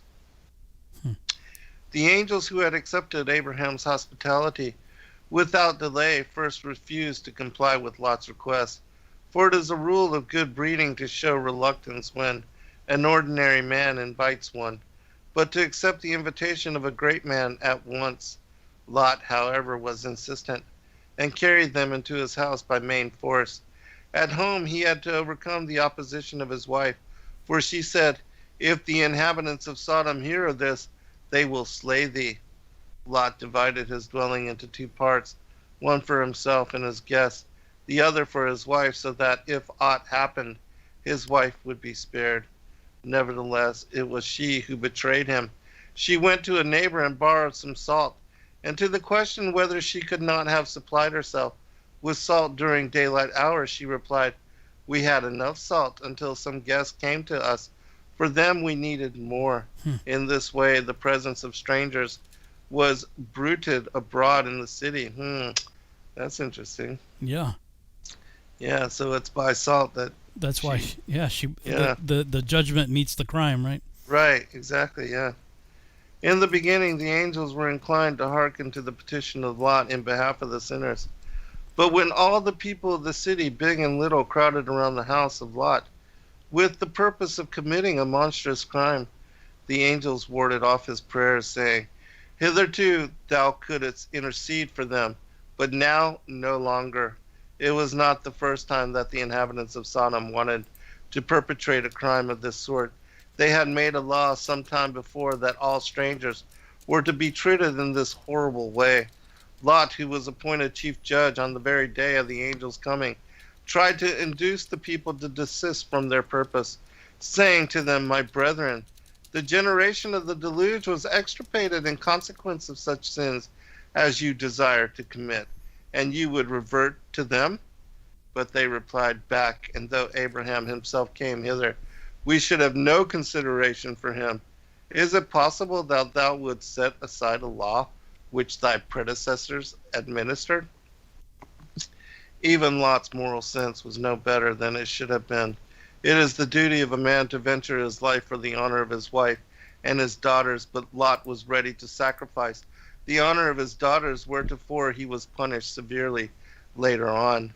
The angels told Lot who they were and what their mission that had brought them to Sodom, and they charged him to flee from the city with his wife and his 4 daughters, 2 of them married and 2 betrothed. There you go. Lot communicated with their bidden to his sons-in-law, and they mocked at him and said, "O thou fool, violins, cymbals, and flutes resound in the city, and thou sayest Sodom will be destroyed? Such scoffing but hastened the execution of the doom of Sodom." The angel Michael laid hold upon the hand of Lot and his wife and his daughters, while his little finger, the angel Gabriel, touched the rock whereon the sinful cities were built and overturned them. At the same time, the rain that was streaming down upon the 2 cities was changed into brimstone. When the angels had brought forth Lot and his family and set them without the city, he bade them run for their lives and not look behind, lest they behold the Shekinah which had descended to work the destruction of the cities. The wife of Lot could not control herself. Her mother love made her look behind to see if her married daughters were following. She beheld the Shekinah, and she became a pillar of salt. This pillar exists unto this day. The cattle lick it all day long, and in the evening it seems to have disappeared.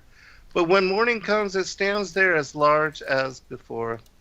The Savior angel had urged Lot himself to take refuge with Abraham, but he refused and said, "As long as I dwelt apart from Abraham, God compared my deeds with the deeds of my fellow citizens, and among them I appeared as a righteous man.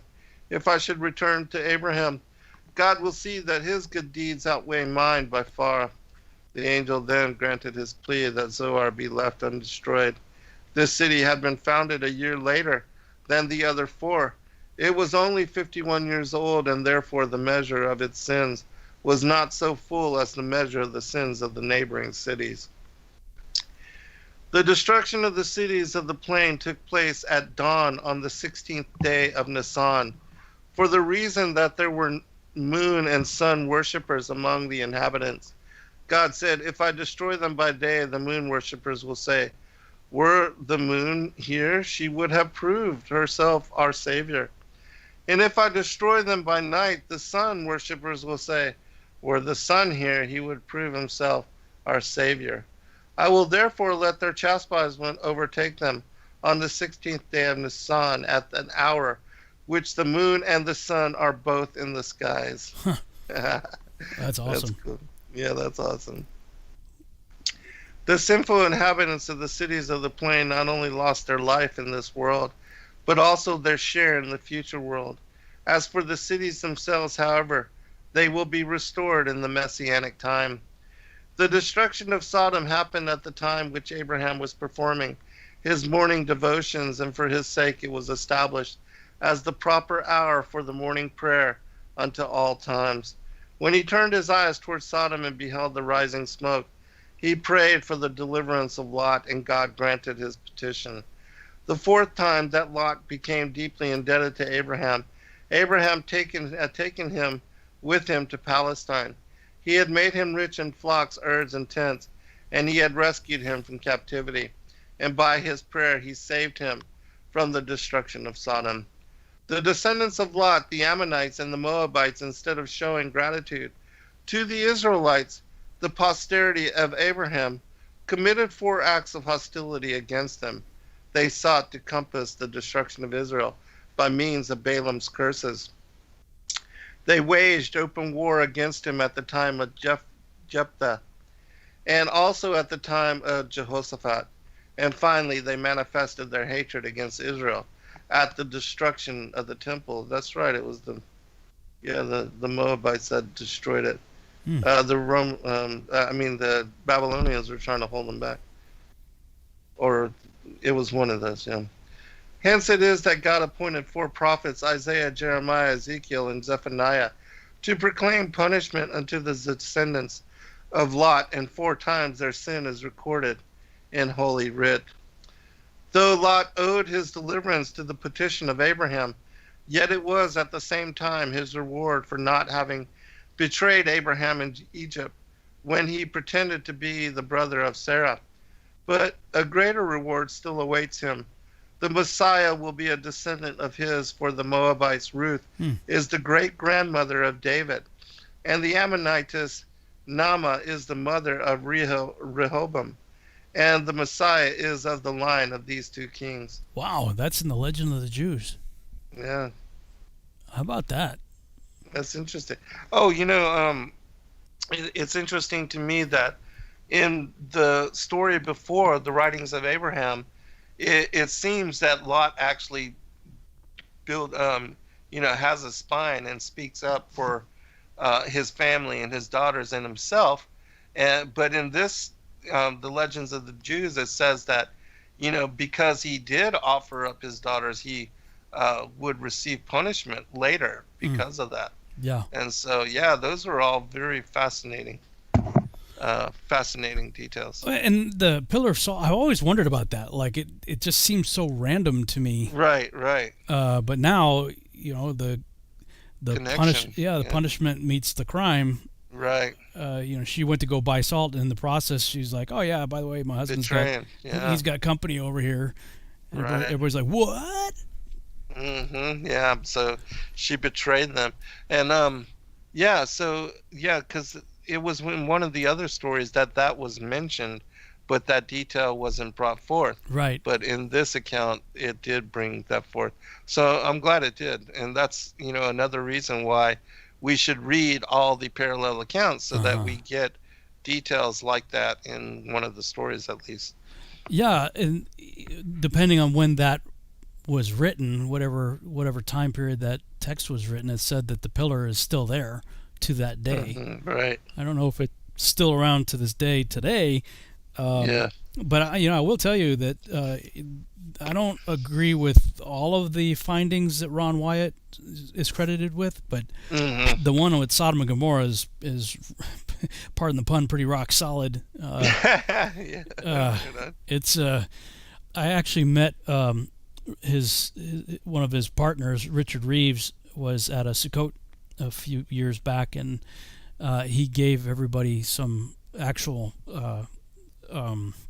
brimstone from Sodom and Gomorrah. So I got a bunch of pieces. Kind of a funny story. Some of my listeners heard it before, but since we're talking about this story here, he gave me a whole bunch of that brimstone, and it's crazy. That stuff's just like really wild. How it burns and burns so hot, but it looks like a powdered donut.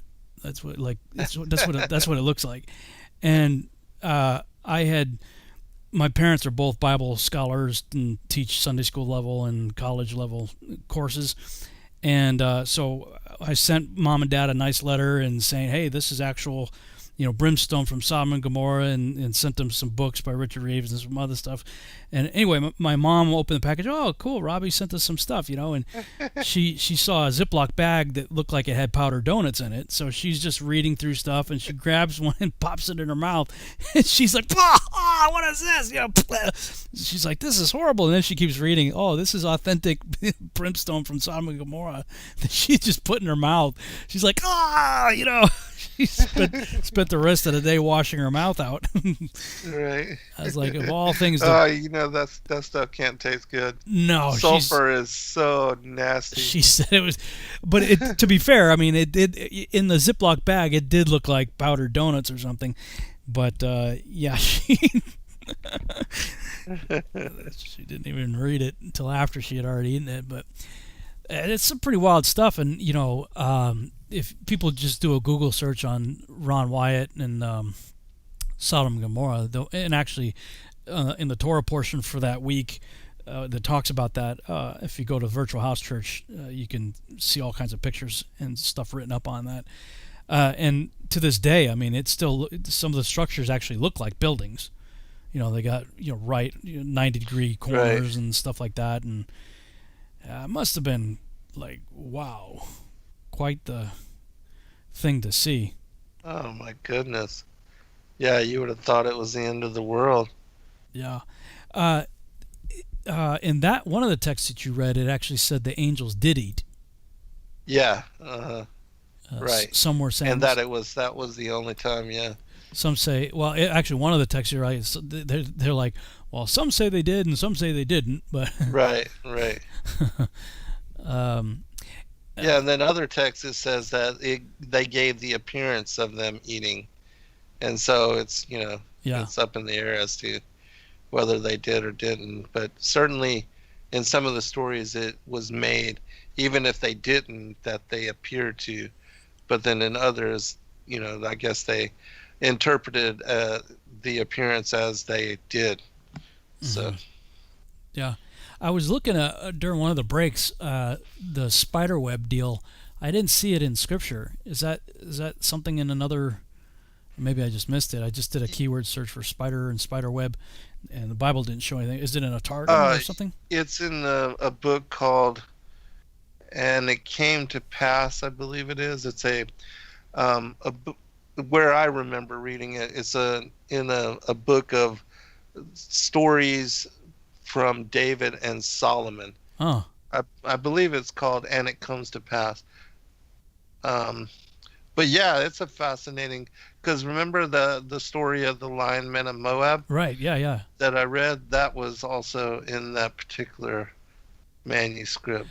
So yeah, speaking of that, so we saw that the sons from the incest that Lot's daughters and his dad, and their dad, they produced the Ammonites and the Moabites, and those sons later moved into the land of Canaan and married Canaanites. And so, I've maintained all along that in the days of Jared, you had angel-human hybrids, Nephilim. Those were angels mated with women in the days of Jared. You had angel-human hybrids, and those were all judged and killed and everything within about 700 years before the flood of Noah. So in the last 120 years leading up to the flood, you had a different breed, in my mind anyway, a different variety of Nephilim, and that was animal-human hybrids. And I maintain that anytime you corrupt the image, whatever the image is, be it man or beast, from what God created and called good after their own kind, when you start blending stuff into things that aren't a kind that God blessed and called good, that in my mind, that's just as Nephilim as angel-human Nephilims are. And so the Nephilim that made it through the flood would have been, at least according to the research that I've done, would be animal-human hybrids, which would then make sense that the lion men of Moab would be Moabite Canaanite hybrid, and Canaanite being animal-human hybrids. Mm-hmm. Yeah, that's all of that in the Berosus. Remember, he makes that account of all the different hybrids, and they were majority human, animal, half, even some being centaur and half horse, half man, half serpent, like the founder of Athens, Cecrops. He was said to be like a Medusa or like a Gorgon, serpentine below, and then and to be a man in his upper portion. So there's all kind of strange. And you made mention of that story in Jasher of Zepho, killing that Minotaur type. It was a satyr. Yeah, satyr type creature. So there's all kind of weirdness associated, and we see all this as scriptural too. Again. Oh, and I did find the name of that book for those that are interested. It's called "And It Came to Pass: The Legends and Stories About King David and King Solomon," which I do recommend people read it, because it's fascinating. It even makes mention of one of the brothers of Goliath and their grandmother Orpah and all of that. So it's cool. Fascinating, and the lion men of Moab and all that. And it came to pass, legends of. Let me just switch that over here. Oh, cool, man! It might be one I have to pick up. Yeah, it's a really, really cool book to read. Something else we only got about 7 minutes left of the broadcast. It talked about the Savior angel. So do you think that's just the saying the angel that saved Lot, or do you think it's pre-incarnate Yeshua being referred to there? It's hard to tell, but I would think that salvation and Savior, that in some way there's inference to the word of the Lord. And we do see that in many of these accounts that it is him directly as being mentioned in interaction with, and establishing covenant, even with Abraham, covenants made in the name of the word of the Lord and things of that nature. And so I definitely think that Yahushua was around a lot more. And especially when you look at, like, for instance, we're releasing the Targum version of the book of Isaiah, and there's a whole lot. In the same way that in the Pentateuch, there's 219 passages which speak about the word of the Lord, and yet in the King James, there's only 11 translations of that survive. And so there's a lot of reference to Yahushua in these ancient manuscripts. And when you read the Targum, you have that revealed. Like even when I read the Targum earlier, there's the mention of the word of the Lord, that he was the one that rained down destruction on Sodom and Gomorrah and the other cities of the plain. And so, I think he was involved in that. When you have mentioned, even, we talked about the angel of the Lord, that one particular reference, and how it came out and said specifically that this was Christ before he took on embodiment. I think that there's a lot of interaction and a lot of incidents which he is responsible for having accomplished that he's not giving credit to, because we don't understand that in the ancient manuscripts that's who is actually being alluded to, because of whether it's on purpose or accidental. The translations have been altered, and the word of the Lord being removed and made only Lord. And I personally think that there's some deviousness behind it, and that they're trying to hide Christ as being the fulfillment, and also, as you said, the pre-incarnate aspect of the Godhead and involvement and interacting with the patriarchs of old, the prophets of old, up until even Adam's time and Abraham's time, and on and on and on. I did notice that it mentioned in one of those, I guess it was maybe the Targum, talk about the word of the Lord first showered favor on them, like showing mercy for repentance. Yes. And then afterwards, like, okay, no more. Here it comes. And that when we talked about it in the previous show, that Michael's assignment was to announce that Sarah would conceive and have a child, and then it says the word of the Lord appeared. Michael noticed that she laughed, and then after that it was sort of like Yeshua showed up and said, "Okay, Mike, I got this." And Michael moves over. And then the dialogue after that is the Lord and God and etc. That the conversation is that. So you had the three angels appeared, but then you have the word of the Lord appearing as a fourth. And then she denies laughing, and he said, "No, sir, you did laugh." Yeah, you did. But Isaac's name means laughter, and it was written in the heavenly, the tablets. One last thing I wanted to bring forth is I saw a talk that Ken Johnson had done earlier about the Dead Sea Scrolls and some of the manuscripts that were found therein, and he was talking about the testament of the 12 patriarchs and how that particular manuscript, everybody had thought that it had been altered and that it was Christianized or made, changed and altered, because it makes mention of Christ and the prophecies that are contained within this manuscript. But then, confirmation of it being found as part of the Dead Sea Scrolls collection shows that these were messianic prophecies and that they were known and written into the manuscripts before the coming of Christ. Wow. And so, yeah, those are things that are affirmed, like the Book of Enoch, talking about the Son of Man. So I thought that was very interesting and fascinating. Yeah, very cool. Dr. Johnson has a lot of good stuff like that when it comes to a collection of ancient texts and things like that. Yeah. In the Legends of the Jews, it actually makes mention of how the Testament of the 12 Patriarchs, that they are messianic and they speak about Messiah.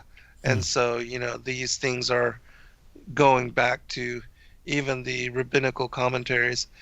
They knew without a doubt that Yahushua was Savior Messiah, but it had been hidden and it is still, unfortunately, hidden so well today that the people, the nation as a whole, deny him and his coming, which is unfortunate. Was Ginsburg a believer? Do you know anything about him? I'm not sure at all. Not positive. I know he was Jewish. He was, he was a Jew. Ginsburg, the last name is Jewish. And so whether he was a believer or not, I'm sure. I would think that he would be, especially after putting together the Legends of the Jews, because without a doubt, they show prophetically that Christ, Yahushua was the coming of the Messiah and the fulfillment of not only the Isaiah, but all the other Old Testament prophecies. So I would think that he would be, and if not, then he's just stubborn. Willfully ignorant, stiff-necked, as they say, right? Yeah, exactly. Yeah, cool. But that would be interesting to find out. Yeah, it would. Well, all right. That's it for tonight's show. Thanks so much, Zen. We'll see you on your show next week. All right, brother. Be blessed. Blessings. Good night, all. Good night, everybody.